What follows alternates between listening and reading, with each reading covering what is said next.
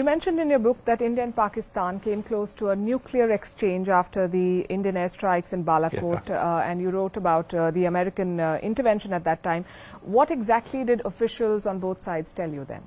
I can't go into the details, but it was a serious matter. It was of real concern. Anytime you have two nuclear-capable nations in conflict, one worries a great deal that there will be misunderstandings. That's the biggest risk. It's not that they will do something that fits the time and fits the moment, but rather that they will come to have perceptions that don't accord with the reality. And so the task was to make sure everybody understood what was actually happening, what was actually not happening, and make sure that the level heads prevailed. And in fact, they did, on both sides. It was actually a well-handled issue. It just took a little while, and we were all making sure we moved quickly. Were you at any point concerned that Pakistan may use nukes? I'm always worried about I worry. There's no greater issue that President Trump and I focused on than nuclear proliferation. The risk of an error, of a mistake, of weapons getting someplace they shouldn't be, of a fail-safe not properly being handled, it's always there. So if you say, was I worried in that moment? Yeah. But that's what I do.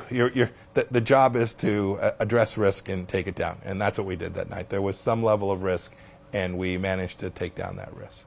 And that's another, I wouldn't say point of contention, but a point where there isn't total agreement between Washington and New Delhi, because India sees Pakistan as a state sponsor of terrorism.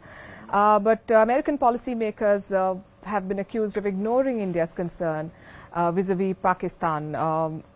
Do you sympathize with New Delhi's point of view more now? I wouldn't say more. No, I share the Indian view.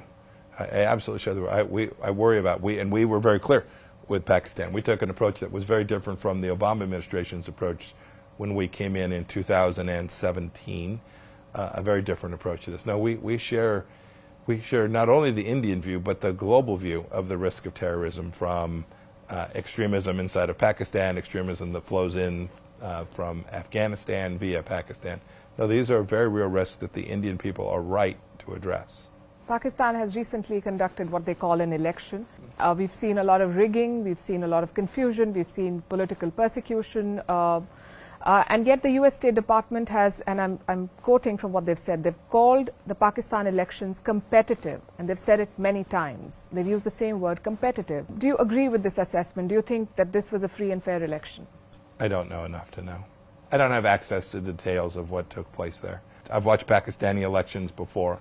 I've watched the enormous influence of the Pakistani army in those elections. I would hope that they would become, whatever level of freeness and fairness there were in that particular election, Pakistan needs to do better. And I hope that they will.